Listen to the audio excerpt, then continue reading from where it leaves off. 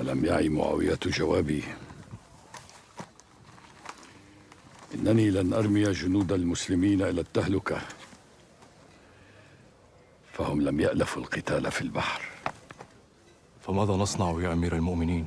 أرضنا اليوم تمتد على بحار طويلة، أعداؤنا يتربصون بها في كل حين.